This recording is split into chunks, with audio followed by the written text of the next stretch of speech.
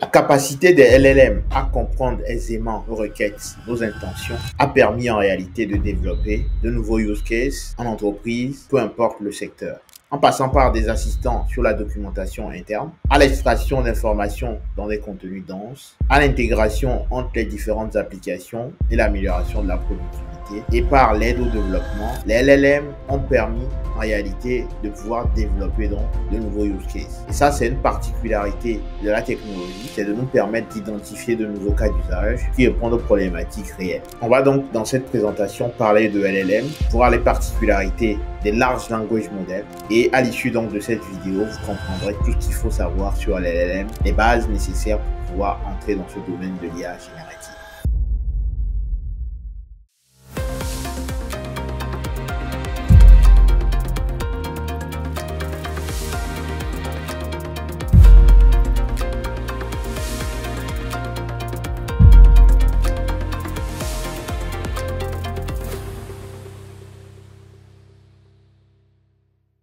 Alors, comme vous pouvez le voir ici, les large language models ont donné donc lieu à plusieurs chats.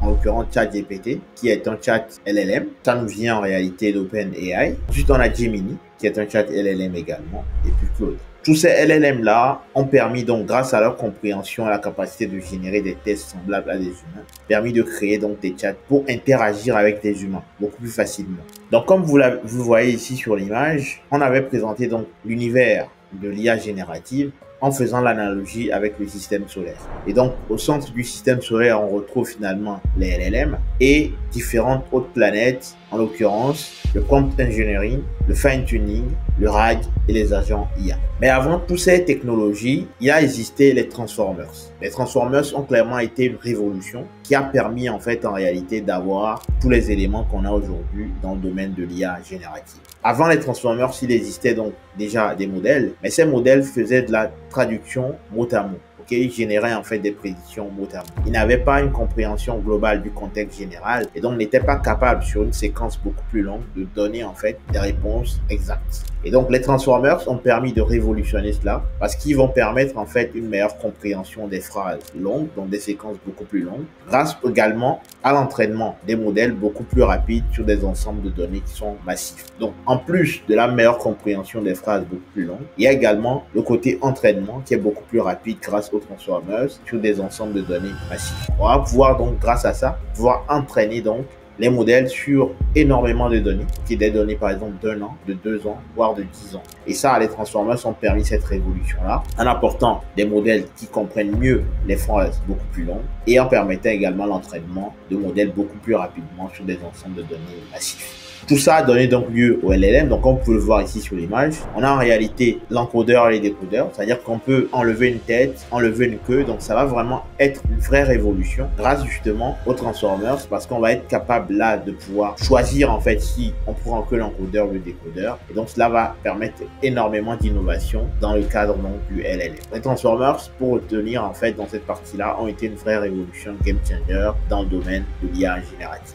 Et donc l'entraînement des LLM justement, vu qu'on est sur des large language models, et donc ici quand on parle de large language model, on parle de milliards de paramètres, et donc des entraînements qui peuvent se faire sur des semaines et des mois. Ça va nécessiter des ressources informatiques et du temps considérable pour faire des entraînements justement de ces large language models. Et donc cela nous amène en fait à 3 grandes problématiques. La problématique de la taille, la problématique de la multimodalité et la problématique de l'open source ou propriétaire. Donc, on va démarrer par la problématique de la taille. Donc, en réalité, les modèles de langage ou LM vont être différenciés en 2 grandes catégories. On a donc les LLM, les Large Language Models, et les SLM, Small Language Models. Donc, les modèles de langage, grâce justement à cette identification par la taille, vont permettre finalement de pouvoir avoir 2 catégories, donc les Large Language Models et les SLM, Small Language Models.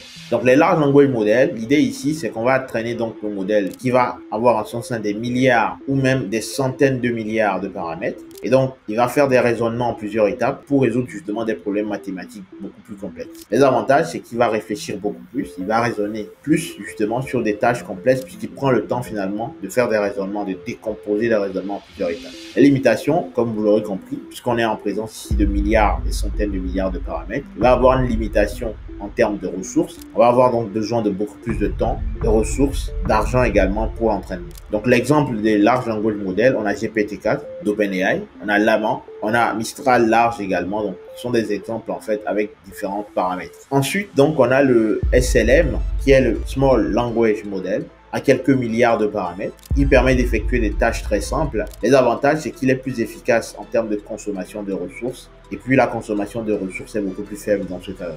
Les limitations, on va avoir beaucoup plus de difficultés finalement à pouvoir raisonner sur des tâches beaucoup plus complexes, à la différence des larges language models. C'est une réalité qu'il faut tenir compte, justement. Ensuite, on a la multimodalité. La multimodalité, c'est quoi? C'est la capacité finalement des systèmes d'IA à traiter simultanément plusieurs types d'entrées et de sorties. Et donc, c'est là où on va parler finalement des tests, des images et des vidéos. Donc l'exemple, c'est GPT-4, Google Gemini, Flash, Claude 5 Sonnet, qui vont permettre justement de pouvoir traiter justement ces données entre. Et puis il y a la notion donc de open source et propriétaire. Oui, quand vous allez choisir votre modèle de langage, on va se poser donc des problématiques de type, est-ce qu'on choisit des modèles open source ou des modèles type propriétaire? À partir donc des différentes configurations dans lesquelles vous vous trouvez en tant qu'entreprise, vous allez devoir choisir l'une ou l'autre configuration. En ce qui concerne l'open source, c'est disponible justement au public, ça facilite l'innovation, la collaboration et la customisation. En termes d'accès, on a des options d'ordinateur de bureau, serveur, en fonction justement de la taille du modèle. L'exemple en fait, c'est Meta de Llama ou bien Mistral 7B ou bien Phi 3.5.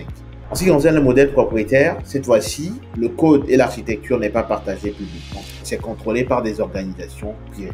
Ça fournit des résultats donc à l'état de l'art. Donc en termes de résultats, c'est beaucoup plus performant. Par contre, en termes d'accès à la donnée et de privacy au niveau justement de l'entreprise, c'est à revoir. Et puis l'accès, oui, c'est disponible via des API ou des plateformes, donc type OpenAI qui met à disposition donc, des modèles GPT, et puis Anthropic également Claude. Donc les limitations, on l'a vu, c'est les limitations de ces LLM, c'est qu'ils peuvent amener souvent à la désinformation. Donc, il faut faire très attention, il faut toujours checker et vérifier donc les réponses de ces LLM.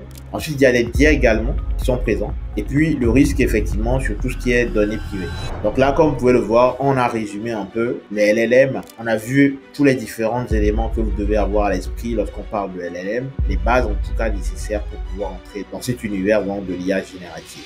La prochaine vidéo donc, de cette série, comme vous le voyez sur l'écran, on va parler donc de prompt engineering et des techniques de prompt engineering qui sont disponibles justement pour pouvoir construire donc les types de chat comme ChatGPT. Si ce contenu vous a plu, comme d'habitude, likez, partagez et mettez-moi vos commentaires. J'ai envie de vous lire. Qu'est-ce que vous avez obtenu donc de cette présentation? Quant à moi, je vous donne rendez-vous donc très prochainement pour un nouveau contenu tout aussi édifiant. D'ici là, portez-vous bien. Salut.